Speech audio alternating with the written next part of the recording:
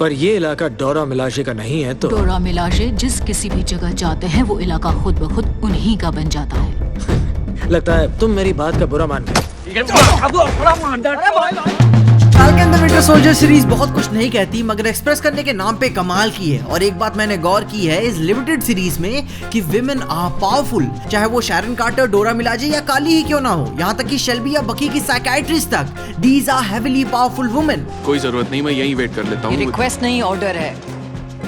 और नोटिस करने वाली बात यह है कि इस सीरीज के मर्द अपने पावर्स का प्रदर्शन करते हैं, अपनी पावर्स को बताते हैं, फ्लेक्स करते हैं कि वे कूल हैं, मगर अपनी सीरीज की औरतें अपनी पावर्स को बताती नहीं बल्कि एक्सप्रेस करती हैं। और ये बहुत ही बेहतरीन तरीका है किसी भी चीज को इंट्रोड्यूस करने का।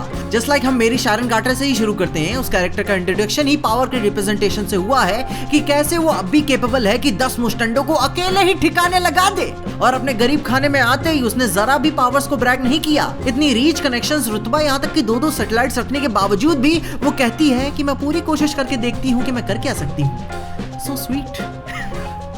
और ठीक वहीं ये टिड्डा किसी को जेल से बाहर निकालने के लिए खुद को ऐसे क्रेडिट देता है कि अब मानो जो है बस हम ही हैं, मान लो।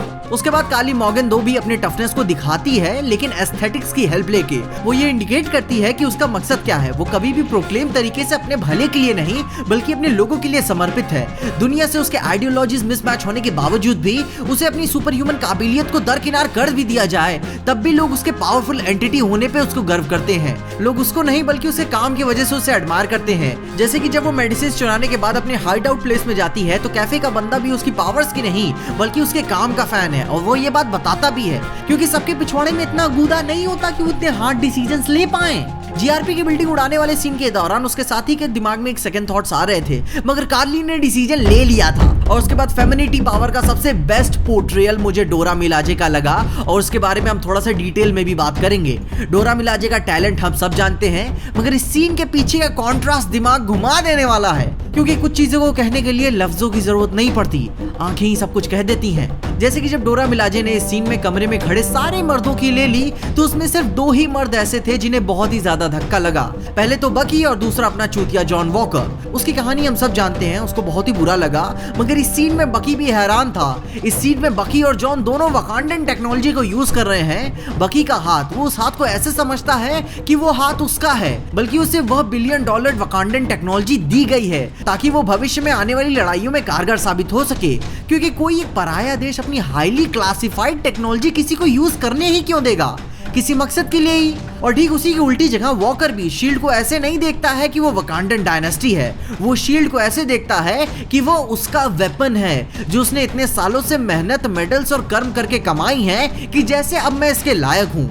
दोनों मर्द वकांडा की रियासत को अपना समझ बैठे, जो चीज उन्हें दी गई थी वो उसे अपना मान बैठे। और जब डोरा मिलाजे ने उन दोनों से अपनी चीजें वापस ले ली तो उस खाली 5 सेकंड के लिए, उस 5 सेकंड के लम्हे में उन्हें अपने आंखों में ऐसा खौफ महसूस हुआ कि जैसे ये हो कैसे सकता है।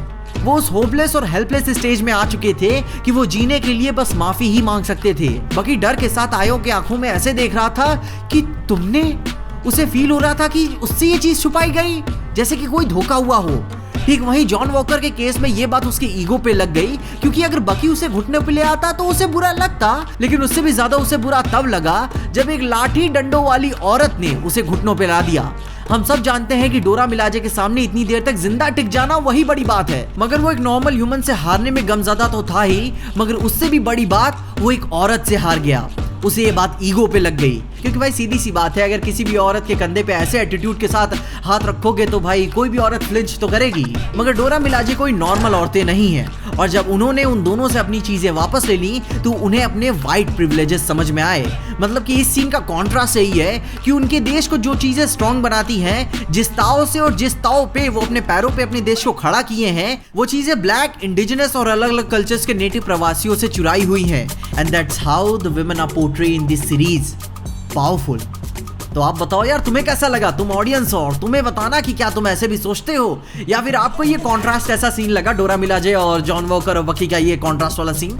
इसके अलावा अगर आपको इस वीडियो में देखकर कुछ भी अच्छा लगा, खुशी या मजा आया तो लाइक मार दो इस वीडियो को। इस चैनल पे कहीं से भी नए आ गए हो तो सब्सक्राइब तो मार दो इस चैनल को, और अगर आपको वीडियो ज्यादा ही पसंद आ गई तो अपने दोस्तों शेयर कर देना। मेरे इंस्टाग्राम और ट्विटर हैंडल्स आपको नीचे डिस्क्रिप्शन में मिल जाएंगे, और देखते रहिए पीजे एक्सप्लेन।